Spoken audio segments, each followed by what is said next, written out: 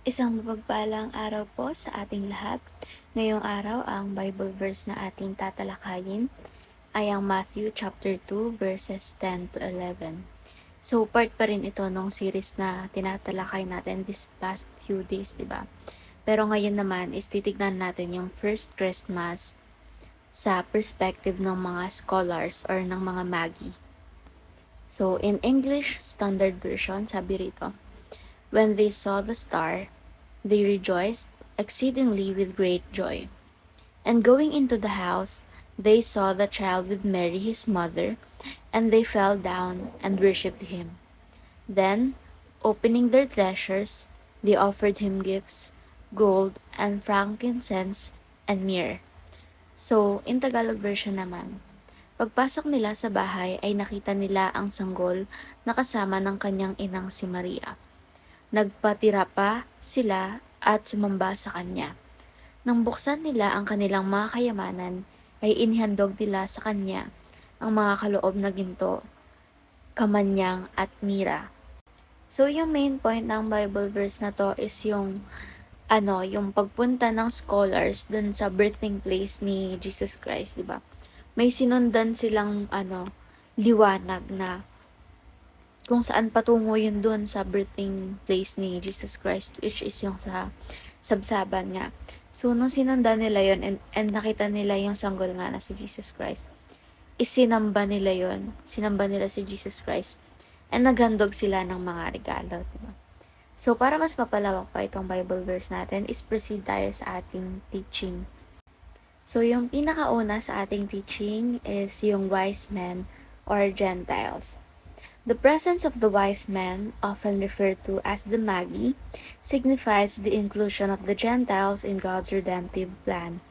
Their journey to worship the King foreshadows the universal scope of salvation, a message not limited to a specific group, but intended for all nations and peoples. So, kung matatandaan natin, yung wise men kasi is hindi sila malapit sa Diyos. Yung Gentiles is hindi sila malapit sa Diyos. Kumbaga malayo yung loob nila sa Diyos. Kaya sabi nga rito, their journey to worship the King, 'di ba? So, kumbaga dumaan sila sa proseso bago napalapit yung loob nila sa Diyos. Kasi nga dating malayo yung loob nila sa Diyos, 'di ba? Hindi sila yung malapit sa Diyos. Kaya ina-emphasize dito na yung redemptive plan ni Lord sa atin or yung salvation is hindi lang limited para sa mga taong naniniwala sa Diyos, kundi para sa lahat ng tao, even yung mga malayo ang loob sa Kanya, di ba? Ganun niya tayo kamahal. And number 2, from the east, the Babylon or Persia. The Magi's origin from the east, possibly Babylon or Persia, highlights the vast distances over which the news of the Messiah's birth resonated. It underscores the global impact of Jesus' coming, transcending geographical boundaries and cultural distinctions. So, ituloy ko muna yung number 3 bago ko i-explain. Number 3, prophecy.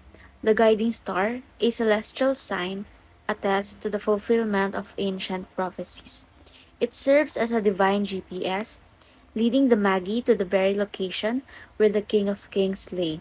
This celestial phenomenon declares the meticulous planning of God's redemptive narrative. So, eto namang from the East, Babylon or Persia. Dito nang galing yung mga magi, dito nang galing yung mga scholars. Then, sinundan nila yung guiding star, di ba? Kasi nga nagliwanag yung sabsaban kung saan yung birthing place ni Jesus Christ. So, nagliwanag yon and sila is sinundan nila yung liwanag na yun. Kaya nga sabi dito, it serves as a divine GPS, di ba? Bakit divine GPS? Kasi syempre, yung kumbaga kapag naghahanap ka ng treasure and may GPS ka, di ba? Ibig sabihin may hinahanap ka. So, kaya siya naging divine GPS kasi nakalagay sa location na yan is si Jesus Christ. Diba? May celestial being, celestial sign, yung guiding star na yon na nag-lead sa mga magi kay Jesus Christ. So, yung sumunod naman sa ating mga teaching, yung numbers 4 to 6, is ito yung mga inihandog ng mga scholars or ng mga magi. Ito yung binigay nila as regalo kay Jesus Christ. So, number 4, gold or king. Gold na nagsisimbolize ng king. The presentation of gold symbolizes Jesus' kingship. The Magi recognized Jesus not merely as a child born in a humble setting, but as the sovereign ruler destined to reign over all. It prompts us to acknowledge and submit to the lordship of Christ in our lives.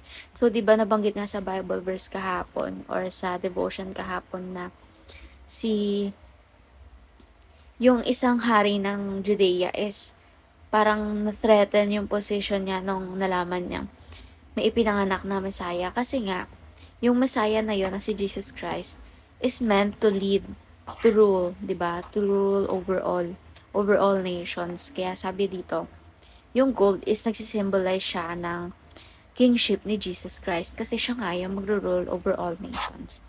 So, number 5, frankincense or priest. Frankincense, an aromatic resin used in priestly rituals, signifies Jesus' role as our eternal high priest. He is the mediator between God and humanity, offering intercession and reconciling us with the Father. Our worship, like the sweet fragrance of frankincense, is accepted through Christ. And number 6 naman is yung sacrifice, yung myrrh, which symbolizes sacrifice. The offering of myrrh points to the sacrificial nature of Jesus' mission. Used in the preparation of bodies for burial, myrrh foreshadows Christ's ultimate sacrifice on the cross, laying the foundation for our redemption and eternal life. So, yung frankincense and myrrh is sinisimbolize nila yung pagiging priest and sacrifice ni Jesus Christ. So, kaya naging priest si Jesus Christ kasi He is the mediator between God and humanity. Siya yung nagko-connect sa atin and kay God the Father, di ba? Siya yung nagre-reconcile sa atin and kay God the Father.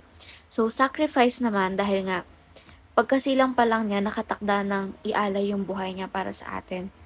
Ano na agad si God na itong anak niya na to is pinanganak to para sa salvation natin. Nakatakda na talagang mangyari kung ano yung dapat mangyari. So, para naman sa ating application, number 1, return to God. Inspired by the Magi's journey, let us commit to returning to God with hearts full of expectation and adoration. In the busyness of life, may we pause to seek the divine guidance that leads us back to the presence of our Savior. So, kahit gaano pa tayo ka-busy, di ba? Especially, every Christmas season, dapat lagi nating inaalala yung birth ng ating only way for salvation, si Jesus Christ, di ba?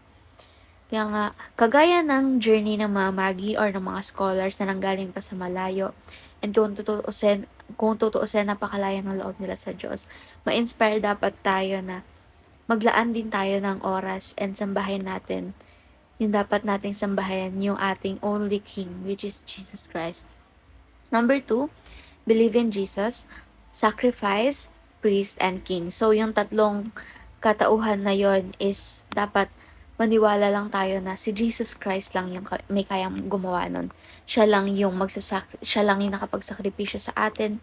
Siya lang yung tunay na naging priest, pari sa atin, na nag-connect sa atin with God the Father. And siya lang yung nag-iisang hari natin sa buong mundo. Number 3, remember that the essence of Christmas is Christ was born to reconcile us back to God. So, yun nga yung sinasabi ko kanina, di ba? Naging priest siya in a way na ni-reconcile and kinoconnect niya tayo with God the Father. In the midst of festive celebrations, let us remember that the true essence of Christmas lies in the reality that Christ was born to reconcile us back to God. The miraculous birth in Bethlehem marks the beginning of a divine journey to restore humanity's broken relationship with the Creator. So, hindi lang pala pinanganak si Jesus Christ para i-save tayo, para bigyan tayo ng salvation or complete redemption. So, pinanganak din siya or isinilang din siya para i-reconcile tayo kay God, back to God. Yung miraculous birth niya in Bethlehem is to restore humanity's broken relationship with our Creator, the Lord God. Diba?